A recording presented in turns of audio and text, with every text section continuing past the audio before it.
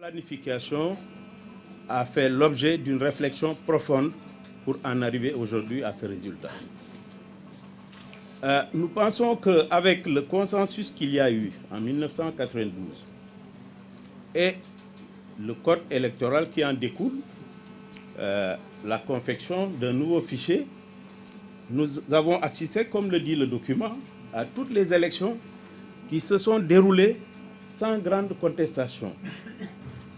La plus grande contestation depuis 1996, c'est celle que nous avons vécue à l'occasion du scrutin du 30 juillet. Je veux dire que depuis le référendum, Macky Sall et son clan se sont rendus compte qu'ils sont devenus minoritaires, qu'il fallait leur trouver un artifice leur permettant de pouvoir gagner ces élections-là. Je crois que les journalistes pourraient témoigner de la rétention manifeste de cartes d'électeurs. Sans la clameur générale, Macky Sall n'aurait pas saisi le Conseil constitutionnel, mais également, comme vient de le dire Mamadou Lamine, le Conseil constitutionnel a foulé aux pieds les règles de justice en mettant en place ce protocole qui a permis d'aggraver même la situation.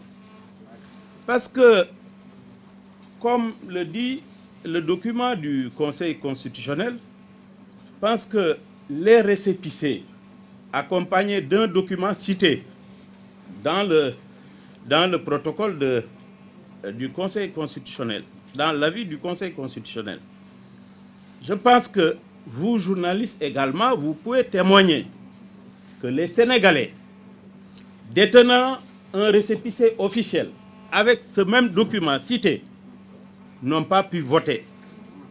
Et au contraire, on a assisté à d'autres Sénégalais qui ont voté avec de faux récépissés, c'est-à-dire les récépissés présignés et les documents d'immatriculation. C'est ce qu'on a vu. Et à Touba, l'exemple a été montré à la face du monde. Je crois que les éléments qui ont été cités dans le document, vous aurez l'occasion de les regarder, mais vous-même, vous en êtes témoin pour beaucoup d'entre eux. Je pense que maintenant, ce que nous avons dit, notre coalition, nous ne participerons plus à une élection ou à une consultation de M. Macky Sall tant qu'il ne change pas les règles de jeu. Le ministre de l'Intérieur, son ministre, doit dégager. Il doit nommer un ministre chargé des élections. Également, reprendre les éléments du document, revenir au code de 1992, pourquoi pas? Parce que jusqu'à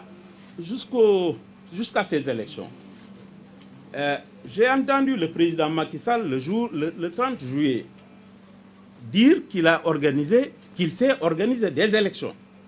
Qu'il a organisé des élections après 4 mois après son installation.